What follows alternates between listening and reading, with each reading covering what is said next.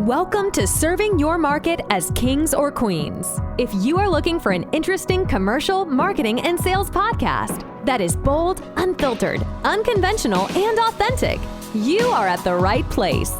Curious how to play the game better and smarter? We will share how we crack the code to hyper growth for our customers. We will invite amazing people. We will share our experience, the first attempts in learning, cracking the code, and finally the results. And last but not least, we will give you food for thought. Now, let's get started. Hello everybody and welcome to the podcast of Serving Your Market like a King or Queen. And today we welcome André Bressel. André, welcome man. Hey, nice to see you, Jeroen. Nice to see you, Lisbeth. Very good, great being here. Right. Cool, man. No, it's a pleasure. It's all ours. So, André, let me maybe quickly introduce you before we go into the interesting stuff, right? That's the dialogue with you and all your learnings and values and tips probably for the audience. But André Bressel is originally from Germany. He's a husband and father of 2 boys. He's enjoying Amsterdam for almost 6 years. Yeah, so you can imagine he has lots of stories to tell around the city and everything he experienced. That's maybe for another dialogue, but we will maybe get some in it as well today. Both Lisbeth and myself, we can really personally say from our personal experience that André is really an operations leader who embraced a community-led growth mindset. So André, again, welcome. And let's go into the promise of this podcast. So today, as you might have expected, right? So we will talking about quite an innovative topic and quite an accurate topic as well. I think at the moment it's why to actually embrace community-led growth. So today will be all centered around that. So, but before we actually go into this conversation on this topic, we of course have a tradition for and in this episode as well. So we will have a drink with our guest. So André, what are you having? What am I having? I actually poured my drink in just now. It is a Blue Moon from Belgium. I have a lot of great stories about this. It always goes with the orange, very important. I like if you put it in, then it sinks a bit and tastes even better. My very good friend Koen introduced it to me in San Francisco when we were for our first SaaStr conference there. And yeah, since then it's our most favorite beer, but also a little bit running gag. So being here today, I thought that's a very special moment to order it over from Belgium and have that drink with you too. What Nice, are you man. having? I'm having, as I will say, almost always having a glass of white wine and Chardonnay. So cheers to you, André. And Jeroen, you? Yeah, so this is one of my favorite beers. It's from Germany. It's you drink it probably in October, right? Where we're still in. It's the official beer of the Oktoberfest. So a Paulaner from Munich. Of course, that goes also with the special glass. So, and I drink this actually, once every quarter or so, sometimes more often. I go with friends to The Hague in the city there, and we drink these Paulaners at the big market. So, never been to Munich to drink it there. So it will probably taste even better, but that's still on my bucket list. But for now... Next Oktoberfest. Yeah, exactly. But for now, I thought this is a great beer to drink with this great guest. So cheers, everybody. Ooh, cheers. Definitely. Cheers. Good. André, for me, the honor. Is it coming from a tin? Like when you go to The Hague, is it coming out of a tap or do they have the bottles? Because this no, in The Hague it's coming from the tap. Go to Germany. No, it's that's coming from the tap But there as then you well. have Yeah. almost- So they did it the good way, indeed. Awesome. Cheers. Yes, good. So for me, the honor, André, to ask you the first question. So where we always are very curious about is how did you get where you are today and specifically connected to the role you are fulfilling in the community? Yeah, super wide question, and of course this can take half an hour. But as I said, like originally from Germany, very center.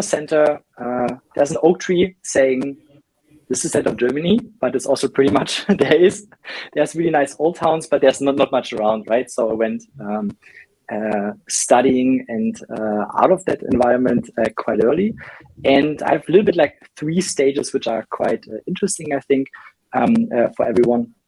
Like first is like building from scratch. Second is connecting the dots, and then third is building outstanding teams. And this really also shows a little bit like my journey where I am today and why I'm building not only companies as COO or CRO, but also the community in Pavilion right now. So make this quite short. First, like building from scratch. When I was already in school, I was already really bad at writing thesis and any kind of like written stuff. So when they forced us to do that in the last grade, I actually opened a cafe in school. So I just created a business there, and I wrote some pages around that, and it was okay. So I was quite entrepreneurial in the beginning already. And when I came into study, I had the chance to found 2 businesses with an amazing business angel, his wife, which was an amazing consultant, and I had like all the startup school there I can imagine, and had all the opportunities to build everything myself from scratch, right? So I built teams, I built the business from scratch, I built business operations from scratch, I built like everything what it takes, and I really enjoy that.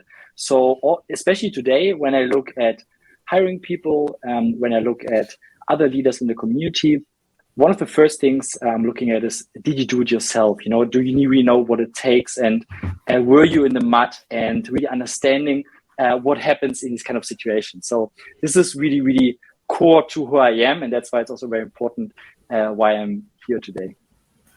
Do you want to ask something? No, go ahead. Okay. I went into Hamburg, built Dreamlines, which is basically a booking.com for cruises, from 70 to 450 people. Did most of you would call it today actually already RevOps, but I had also the whole German country organization with 100 people under me. So somewhere between also CRO and VP RevOps and VP product. So again, like I did a lot of things myself, sold cruises and built a big part of the organization, which was amazing. But then I came to Amsterdam, and what I really missed from my early experiences was that I always had some kind of people around me where I could be very open, very trustworthy, and I would normally use the sentence, I could tell them why I cry myself asleep every night, right? Especially as a founder. Lisbeth, you both know that. We know what it is. Yes. You know what it is. There are these moments where you just need other people to just hear you out or help you in the situation you're in. And as a commercial leader now here in Amsterdam, when I started at Hotel Champ, I had exactly that feeling, because I was missing, wasn't the founder, but I was a commercial leader, and I felt also alone, and I also felt like I couldn't share not with my CEO maybe, right? But maybe also not with my team, everything about like what I'm struggling with. And this is the first moment where I actually started to build a smaller community. And this is what I mean with connecting the dots. I found other people who were like-minded and who were struggling with the same things. And with these people, I could be very open and in a trusted circle. And this added so much value for me, right? So this is a really important part also where I am today, paying it forward and helping others. But it's also a big part, you know it again yourself.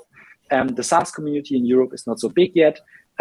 We don't know in Europe so well yet how to build SaaS companies. So there's a lot of knowledge to gain. So what Tommy, Taylor, and myself did, we connected really early in the day to Today Pavilion, which is a US company. It was back then like 30 people in New York, super small. And I called up the founder and said, hey, we want to bring more SaaS knowledge to Europe. We want to build this community we have here as part of your community. And we want to help European businesses understand how you can grow sustainability, like sustainably, and not siloing out all the revenue functions. You know, like this is my basic motivation why I connected all these dots and why we then started to build Pavilion here. And then last but not least, like building outstanding teams. For me today, it's really not so much anymore about what I really love and enjoy. I'm German, right? It's not so much about processes, like just building processes and fundamentals and enforcing them, but it's really, it starts for me with people. I'm trying to enable every individual in my team, the success of every individual in my team, but also in the community or people I know. I try to pay it forward. I try to help people with their recurring success and like to achieve similar things we achieving here as a community together. And of course, both of you are also part of that community and paying it forward and in the same way, which I'm very proud of and very happy about having you. Thank you. Yes, well, I'm impressed, André, and you told me things about the community and how it started in the Amsterdam chapter. I wasn't aware of that initiative, so I learned something new here about how it started. Awesome. Yeah, cool. Wow, man, yeah. Really cool story with lots of milestones, and I can imagine indeed then that we would be sitting in a bar and then having several of these Polaners, and we could elaborate more on this story. But no, thanks for sharing that, man. That's really cool. Yeah, let's go a little bit more into the next part of the conversation. I would say which is all centered around the fundamentals of growth, right? The growth fundamentals. We see. Still, right, in SaaS, and in tech, right, a lot of companies that are product-centric, and we see community-led growth coming up, and lots of conversation, dialogues around the latter will be organizations that would really make a difference and going in now and into the future, because it's a differentiated way of engaging with people, whether that would be buyers or investors or customers, right? But I want to delve a little bit more deeper into that specifically, right? So you mentioned you are the chair of the chapter in Amsterdam of the community where we are all part of here in this conversation. So, what are the main reasons for you to lead the community? How is your company influenced by community-led growth as well, right? You mentioned also you're part of the community, right? And you are fulfilling a leadership role on an operational level within the company you're working for now, right? Hotel Champ. So what are the reasons for that, and how is it influencing that? Yeah, I think there's a lot of topics in there to unpack. Like first, I really like your point about like this product-led growth or product influence growth and then community-led growth. I'm coming from a background where we built Hotel Champ since 2015 on a very, very, very sales driven motion. So like this is of course the hardest thing, because you need like people to actively pick up the phone and build a business, which is needed in this case because hoteliers are being educated about tech they can use to be successful, to be more sustainable, and be closer to their guests. And when you then go more to the ways how we would enjoy and how businesses are really sustainably built, you of course come faster to product-led or then also community-led. So that's like first like a differentiation. Like I saw all of these and they're all interested in a different way. So when I look at the community here locally, for me, it was primarily about the experience I had earlier and the need I had to bring just like knowledge over to Amsterdam for myself, just like for my own learning curve, and then for the people in the businesses here. And I think we're going to talk a little bit more later on how it grew and why this is relevant. And then for Hotel Champ, where I'm the COO, which basically means I'm leading most functions but product. It's about finding ways which are more sustainable in keeping customers, engaging with new prospects, but also educating the market, which are not purely outbound led and people led, right? Because it's very, very hard to build a category there. It's very, very hard to build actually followership there. It's very, very hard to build anything there, especially when you're a startup, things go fast, people change, processes change, focus change. So how can you in any way, me as a community leader here in Amsterdam, in Pavilion, or as a hotel champ, how can you build a company with a long-term vision? And how can you translate that long-term vision? How can you bring it somehow on the ground and involve people in building that vision, right? Which not only comes from internal, from maybe 2 people in your company or 5 people in the company or 100, but how can you engage a lot of people who are interested in the topic and maybe fired up about the topic and want to contribute? How can you enable them to contribute and also get value out for themselves? So this is, I think, a little bit of a community idea. You're inviting them actually, right, to join you in a mission or purpose to lead. So yeah, cool, man. Thanks for sharing that. Yeah.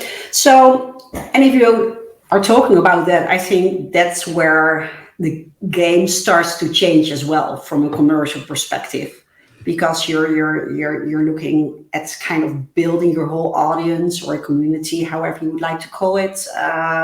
Maybe even the ability or the possibility to create a movement around a certain topic, or being on top of the wave of a new trend or things like that. But as we all know, the ones who play the game different, it's maybe sometimes harder, but at the end they will take competitive advantage. So why do you believe that community-led growth will give you that advantage? And also, does it contribute to achieve your business objectives more easily? I love that.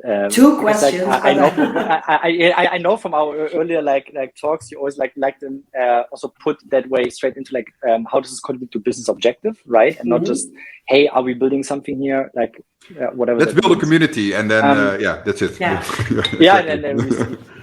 No. Actually, I think Sequoia just announced in the last days their change of like a fund structure. So normally when you're a VC, you normally have a fund, and then you invest that fund, and then over a certain time you have to divest. And they made the change that they are actually now having just one fund, and they are investing for way longer periods. So, and this is, I think, the same way we also changed to build companies. And this is what you mean maybe also by changing how the game is played, because this is very, very fundamental that from a company perspective, you're not hurried into growth for all kinds of sake in a short period of time, but then they're actually building a sustainable company, right? And the community in this, a community is not built from today to tomorrow, right? I can build marketing campaigns from today to tomorrow. I can scale them with as much money as possible. I can draw conclusions, but communities are something very organic, which grows and happens, right? And there are 2 things which I think very interesting for whoever's listening, mostly, of course, commercial leaders, but also other people in the company, maybe also more on the product side. The one thing is it happens on the whole commercial life cycle, right? It's not a marketing initiative. It's not like a sales play. And it's not like a customer keeping program. It is something that you set up as a company to support your vision, right? And this will support the whole customer life cycle from marketing, where you would engage prospects and people which are interested in the topic, and sales, where maybe even people in the community help you closing deals because of the referrals you get, and the authority you are building there as a thought leader. And then, of course, in customer success, about this reinforcing value of the community, which is happening. So this supports like your whole customer life cycle, and then it becomes very interesting thinking about how can this contribute to your business value, because you cannot say 100%, right? Or most of you can say in the long run, but you cannot say today, why should we buy a community? Is for me not a business goal. Having this podcast is mostly not a business goal. Like, it is our way of paying it forward and bringing together people which are like-minded and see value in sharing experience with each other, right? being vulnerable to each other, being very open and transparent to each other, to create value for themselves and for the community. So it's a completely different purpose. In the long run, 100%, there is so much business value, which you maybe can also measure somehow, because you can see if you source deals, you can see that you're on a Gartner quadrant because you're the best for thought leadership. Maybe you can see that because you are able to build a category, but you cannot just build a community on business outcome. A community has to be organically built with a purpose, right? It is purpose led. It is not pure business value led. If you do that, I think it will not go right. But this is just my I understand what you're saying, because then you're also losing kind of your integrity here, because I think at the end the community, what you said, everyone plays a different role in the community. It's maybe more like a tribe, where you were talking about the internal organization, but the role of the customer as well. And once you're able to have that kind of constant value exchange, it doesn't matter, what role are you fulfilling in that tribe. That is where on the long term, you will get your value out of it. And maybe as well as your relevancy, because this is here, you're maybe the way you're authentic and where you believe in that value delivery. That is, I think, very important to stay relevant as a brand on the long term. So I think it's something that is very underestimated in that term. Yeah, and it will probably affect also changing the game. Yeah. So Jeroen, go ahead. No, I said it will probably affect then also, but that's a result of it, right? The customer lifetime value, right? And likely as well your cost of acquisition, right? Because you don't need to spend, I'm now exaggerating, right? But you don't need to spend hundreds of Ks on Google AdWords anymore, because you have a community which will drive relevant, like you said, referrals or businesses coming from different angles. Let's keep it like that. So, but you can't make that the objective in the beginning and expect that magically to happen in whatever, right, 2 quarters or something like that. Then it's not the right intention, but it will be the outcome of it. Yeah, and Lisbeth said it is like also a little bit changing the game. And of course, what we're talking about here is very forward facing, right? Mm-hmm. When we look at where we're coming from, is like what would people do before? They build up a conference, right? So you go to Dreamforce, you go to any kind of other kind of thought leadership representation of whatever that company does. Mm-hmm. And here you have, of course, a way more short-term idea in the first place, where you say, cool, we have business objective 1, keeping customer, business objective 2, creating a pipeline, and business objective 3, building partnerships, right? This is like maybe 3 business objectives you would have. Then you do this user conference, you bring up great content, you invite people, and you have all these things going. And then often you can attribute your way back to, okay, cool, this is where we got some leads. This is why customers love to be there, and they shared some ideas. And now we have a certain ROI outcome, right? In a community, this is just way longer stretched. It should be a little bit more disconnected from you as a vendor than maybe like Dreamforce is in this case from Salesforce. And it could even live without your company, right? Which all the other things cannot. I think I'm a little bit like too drastic, like in separating that. But I think it's just interesting to make that point, to see a little bit how community and purpose-led communities could be built. Yeah, I really like that, what you're saying right now, because Jeroen and I have been on conferences in the past, and in the beginning we were learning, absorbing, because pure of, the knowledge they were sharing. But then, when you start developing yourself more, and then you come to the moment saying, hey, it doesn't matter in what breakout I am, or maybe specific for leadership, but then, it's more the other way around. I have something to share or to, to bring. And that is the moment when you're losing your audience, because there is no community. So it's more like, of course, there are moments, but there's not a program of interacting and connecting people.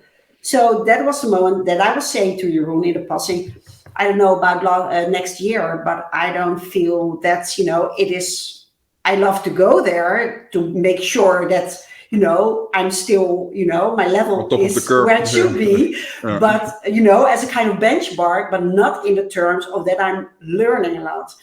And I think that is a very interesting one when those big conferences know how to combine the communities with, the knowledge sharing. Yeah, community is always happening, right? And I think exactly. This is we have this a lot also in hospitality. Exactly, hoteliers would meet to all these industry events, and there's like 3-4 big ones like over the year, and then you come together. There's some like smaller sized ones, but for example, we don't see so many things happening on the local level where there are like meetups and stuff. So you don't have any kind of like connective tissue between these events or between these topics or learning in between or like coming together with others, like it is very on point. And community is always happening, and this is of course amazing. That's true. I like it's that, more how to mobilize. That. Yes, it's more about how to mobilize. I hear a great opportunity to connect all those events. Cool. Nice. So let's say, André, someone who's listening now or whoever says, yeah, fantastic. That's I really believe in it, but how do you bring that into practice? And who are the core stakeholders who I should involve for this? Oh man, that's super hard. That's why I'm asking you, right? The expert. Been there, done it. 100% the expert. I think the interesting thing is that we said earlier, like it has to be true, right? It has to be authentic, and it has to be like organic in a way. So I think it's very hard just to come. Let's say I'm starting at another organization tomorrow, and then I'm going to the CEO and says, "Hey, we should build a community." I think this is very hard. I think this is something which is in the culture of a business, which is in like the setup of a business, how they operate, how they share, and how they are also like with people around them, right? So it's somewhat in your DNA, but I don't say you cannot change that. But it's definitely hard if it's not like in the DNA of your leadership to like be open and sharing, right? But almost like a core value of your company, you would say, at least to like kind of inject that in that, or yeah. But when you have, let's say you come to a company, you're Series B, you already have like 15-20 million in revenue. Like how much of the DNA of the company you're going to change as a leader, right? And it cannot just be a marketing channel. So I think it is as everything somewhere also in ops, it is a change process, right? So there's some kind of change management for the whole organization where it comes to, hey guys, I have this idea of like maybe building that community. I think there's so much value for us in there, but also for the people we work with and the people we want to work with. And how do we get there? And what we did, for example, at Hotel Champ is that, because like I'm leaving out Pilven here a little bit because Pilven is a community, right? So community is like in the core of what we're doing. But as Hotel Champ, we change internally, for example, how we tell stories internally, how we contextualize the things we learn internally. We change the things we are like how we learn as a team internally. And with this, and this took like 1.5-2 years, right? So it's also not changing from today to tomorrow, but we didn't have this community mindset at the beginning. So we needed to change. And today there is like we are at the stage where we have the true belief that paying it forward, first of all, before making revenue, before doing anything else, is the right way to go, right? We have an agreement in leadership that not all invested dollars count 101 to revenue, right? It is also a certain brand. It is other marketing spend. It's maybe even a person you hire completely outside of your business to build a community, right? It is for everybody in the company to be involved in that community. So you have to have this change in mindset or you have to activate the people which have very naturally in them already to be more public about their experience, to share more openly, to overcome their own imposter syndrome. Because like you as a leader, like the people you work with, they're freaking amazing, right? But maybe they don't believe in themselves all the time. So how can you help them to get all over that? And then in this way, whatever you're building can grow more organically and from within, rather than we have a project now which we call Community X, and we are doing this on the way. This is not going to happen. Yeah. Wow, man, that's quite lengthy. Sorry about that. No, but it's No. I really like that, to give those types of insights, right? And it's because maybe for the context, right? Sometimes people think, right, that building a community like this is only for the let's call it, right, the sales forces, right? Let's say the Dreamforce type of thing, right? But we're talking about Hotel Champ. How many people work there? 25. Yeah, exactly. So it is a thing where you can shift the company. It might even be easier for a company which is in earlier stage, right? But and I think that's good maybe to emphasize at least on that, right? That sometimes people think claiming a topic in a market, starting a movement, creating a community, that requires large amounts of people and investments and so on. But I think what you're explaining here now and how you lay that out, that it's about mobilizing the people, giving them the opportunity, getting the executive team aligned. It's really cool, man. Thanks for sharing that. Yeah, because you have these two extremes, right? For example, you have a company with 250 people. They are quite big already. Maybe they're just coming up with the idea and saying, hey, let's build a community. Then this is a business unit, and then they're trying to build this somehow there. And it's very hard to actually get everyone aligned. In a small company like ours, or we are quite small at the moment, from headcount size, is that I don't have resources just over to build something, right? So it has to come somewhere from within. And therefore, it has to be in our purpose. It has to be in our DNA to do this. Otherwise, we cannot manage things like that. Yes, this is really important. And I think this really creates a kind of, well, it doesn't create it. It's a kind of maybe same-minded people who are really motivated because they all believe it's not only the company's values, but possibly or probably also the person's values, or at least one day really value, maybe not what they are aware of yet. Maybe when they apply for a job role at Hotel Champ, they are not, hey, I'm looking for a company who has a community-led thought. But once they get involved in it, I think, hey, this is really cool. Because I know, at least from your team members, that they really value that part of of the business. You met them culture. Correct. That's really cool. And of course, when you build a community, maybe like we're all here in Amsterdam, right? The hiring market is freaking insane.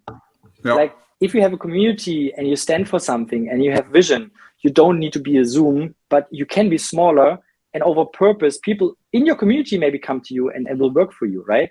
I think one of the biggest topics we have here in Amsterdam is how can I hire the right people? How can I find people who actually stay longer with me? It's purpose building. So it's super, super strong. It absolutely is what it is, because last week we had that conversation, you weren't there, but about attracting and retaining people, and about, what the expectations are. And so talking about playing the game different, I think now we're really hitting it, because this is, where you really can make the difference, because at the end you need your employees. And, we always say, Jeroen and I, like, happy employees make happy customers. So that makes kind of the circle round. So I absolutely believe in that. This is, I will say, maybe kind of Trojan horse on the long term in attracting employees as well. At least a differentiator, right? But, So looking back at this part, right, where you say how you start to implement it and where you're at now, right? We always like to use the term failing, right? But then in first attempt in learning. Could you share some of your most important first attempt in learnings here for when starting to implement this? One, I just want to say it again, mean it, right? It doesn't work otherwise. Meaning it is the core. You have to mean it. Then you said, okay, if it's a business objective, for example, having 1,000 people in the end of the year in this community, it will not work, right? We never had this, for example, within Pavilion. We always thought, okay, when we're bringing value to people, more people will come. And as a SaaS business, which maybe puts a revenue number or revenue target on a community, this will not work, right? So a very big learning just in building Pavilion here in Amsterdam is that it was an amazing grind to build up really from scratch. But as people got value, it was growing. First, it was very slowly growing. It took us almost 2 years to get to 50 people. I always believed that the whole Amsterdam leadership community, like in commercial leadership, is not bigger than 50. But once we had that group, which was getting value from the community and also bringing value into the community, things just really started spinning, right? We were able not just to serve a community for executives, but also for associates, which are directors to VP level. And then we again started from scratch to deliver value to these people. And we didn't have to have any growth target because we knew this is a long-term thing. And as long as we deliver value to the members, so me like as chapter head here, but also members towards each other, we will grow. And this is exactly what happened. And now, from the 30 people somewhere in 2018, when I called Sam to today over 6,000 or 150 here in Amsterdam, I think this is an amazing sign of purposeful leadership also from Sam as the CEO and the whole team at Pavilion HQ that they're embracing that, enabling us as a local community to grow that in the same way. And then, of course, and that means not only mean it, but then also value to the community. You're paying it forward first before growth of the community, right? This is what you said already. Cool, man. That's awesome advice and learnings, and I think especially in a market like SaaS, right, where we want to step on the next trend or the next train type of thing. Yeah, it doesn't make any sense to just. I remember still 10 years ago, right, where it was, or 15 years ago, where the CEO came into the marketing room and said, we need to do something with social media, right? This is probably now the same question here, right? We need to do something with community-led growth, right? But take a step back and reassure that you really have set the right, you mean it, and you set the right foundation, and you can deliver upon the value. So, no, thanks, man, for sharing that. Yeah, and that's a very good topic right here, because if, we touched a little bit on the pressure on SaaS companies and, going through the seeding rounds, etc., and or investment rounds. But if you look at this topic where we're talking about right now, so although it's not a business objective, but more a mission objective, maybe. So nice. What are your top priorities for Hotel Champ in the stage you are right now? I think leading over that way. So for us, it was actually 2 changes we did over the course of the last year, which really embraced that. One is changing our mindset in that way from, okay, we have an action which has as the course a reaction from like marketing to sales or also customer success to what kind of impact do we want to deliver and how do we get there? Like also big learning for me personally, I always enjoyed leading over KPI solely. To understanding a meaningful metric and contextualize the way there. It's a little bit longer topic to go over that, but I think like this pure mindset from not only looking at a number and going after it, but understanding for yourself, but also for everybody in the team what it means, and give them the freedom to then get there, and do what they're good in, and trust them in what they're doing. I think this is for me a key change which happened. And then in building, we're trying to build different ways of communities. We have like a simple way of community, which is just like a customer success board, a customer board where like your most important customers are in and they're giving you feedback, right? It's also a small community. You're going out and you have a lot of partners you work with, where you get a lot of product feedback, but also you're very close and personally. It's also a community. And now we're actually, from a hotel chain perspective, we're trying to go wider and building that tissue between the hoteliers in these moments when there's no event, to help each other. It doesn't work for every company. Like it is also depending on the industry, right? If you're just in manufacturing and maybe there's a different mindset of like generally sharing and competitive thinking, like it is way harder to do something than you have an online marketing community or like an e-commerce community where people are crazy open and understand already in a different way how this delivers value to them as individuals. So it's not like, oh man, let's just do community-led growth, everything will be fine. It is not for a business. It has to not only mean it, but also it has to feel right, and be right for whatever situation you're in.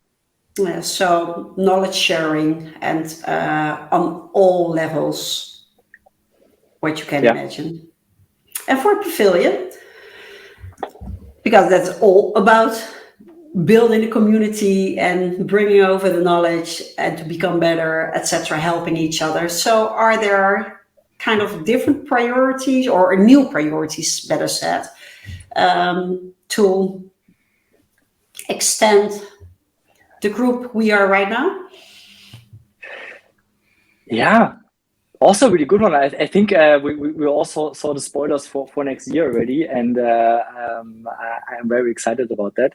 But there was like two important changes which are also very significant. One is we first built Pavilion as an chapter-based community. So we had Boston, we had Toronto when I came in, we had New York, and then London and Amsterdam, and everything worked a little bit by themselves and grew locally.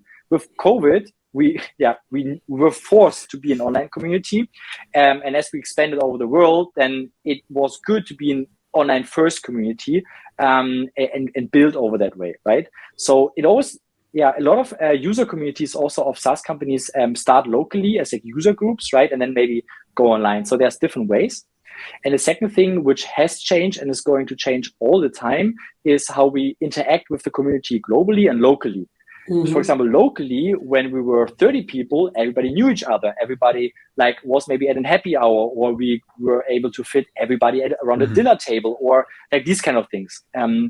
Over the pandemic, we introduced something called Lunch Roulette, where we brought all these new people which came to the community actually together with everybody else over having virtual lunches together, right? Now the next step is where we have over 150 people. How can we help all individuals to grow as an individual? And this is not happening in an auditorium setting with like 150 people sitting down, but of course it is happening in smaller subgroups, like for marketing leaders in B2B SaaS or in marketplace setups, or for operations leaders or for other leaders, right? So we're building smaller communities where I again come back to what I said in the beginning. How can you, in any kind of community, build a setup where an individual is able to trust the person next to them so much that everyone in that group can get most out for themselves, feels comfortable in sharing and paying it forward themselves, right? So these are these steps happening, and they are looking different in any kind of stage in community growth. But what it always comes down to is, how can I create a safe space for that individual, for them to unfold the maximum value for them possible and the growth for them possible, right? This is what drives me every day, and that's why I'm so excited about this. And that's why it's so exciting what changes in these stages of growth to make that happen for everyone, for every single person. Thank you, André. Good. Wow, man. Yeah. So, shall we go into the bucket list question, Lisbeth, or? Yes, I really, I really love to wrap up the podcast with that one, because it always kind of surprises me, or discovering things you have in common, or so. Well, you said it. So, what is still on your bucket list, André? And we love. You don't have to answer it, of course, but we love to hear kind of private thing as well as a business thing. So when I moved to Hamburg in 2013 or 14, I started sailing, like super random sport for me, because like generally I'm not good at any sports, but I really enjoy sailing. And since then I'm also following quite some YouTubers which are sailing around the world. And I would just like try to take either a year off or longer, or however, like to buy a sailboat, cross the Atlantic, cruise around, not doing anything. Me thinking about myself, like always being busy in my head. Like I'm not sure how I deal with that, but I think it's a really cool experience. You have. Yourself and you, only you. Yeah. It's, I'm very enticed by that. I'm not good by myself, so I think it would always be like together with someone. But that was very interesting. And then like from building the businesses I did before, or the people I met along the way, I have like 3 or 4 very, very close friends. And I would always think about when is the time again, like maybe to found something myself, right? I'm not sure if I'm always like the best CEO. I think there's like particular things you're good in and you're not good in, but it's definitely something still on the bucket list to do, like to found a business again and grow it. So that entrepreneur is still in you. Doesn't matter what you do. Yeah, he's still there. Yeah. Exactly. Thank you, André. Thank you so much. Yeah, thank you so much, man. It was a very interesting dialogue. And like I said, we know each other now for, a little bit more than a year or so. But we also learned some new things around your journey, and definitely learned a lot from my perspective also around really the core fundamentals of building that community-led growth and embracing that. So thanks a lot for sharing those insights to us and to the audience. It really intrigued me. So yeah, it was great. I hope you experienced it as well, and you enjoyed obviously your blue moon, right? Is it? Yeah, it's just empty. Like there's 11 more on the fridge, so we can drag on for a little bit longer here. But that one was just fantastic. Cool, man. So yeah, let's wrap it up then from today, right? So the conclusion of this podcast, I think the uttermost important thing, and I think that was expressed several times during the dialogue, and it's 2 words: mean it. That's really the critical first thing. Mean it, and then start delivering value from the start, right? And on top of that value that others receive, you could be building it out, but don't start with objective, I want to reach 1,000 community members in X period or whatever. Really start to mean it, and then embrace it from your company. But that starts obviously, right, with injecting it in a purpose, the leadership, etc. Right. So great learnings today, great tips, great advice, and again, want to thank you for a great dialogue. If people want to reach out to you, right, can imagine on this topic, either for learning more, for example, around community-led growth. Understanding what value Hotel Champ can deliver. Where can I buy Blue Moon, or can I become part of Pavilion? How can I best reach out to you? Yes, especially on the Blue Moon topic. You can always find me on LinkedIn. It's the best way to get in touch. I come back to everybody who's reaching out to me, and always happy to help or share experiences. Right, appreciate it, man. Thanks a lot, André, for being a great guest and a cool conversation that we had. And I hope to see everybody next time. So cheers. Yeah. Thank you. Cheers. See you soon. Thank you, André. Bye-bye. Thanks so much for listening to this episode of Serving Your Market as Kings or Queens. If you're enjoying the show, please feel free to rate, subscribe, and review wherever you listen to your podcasts. We really appreciate that effort, and we'll catch you in the next episode.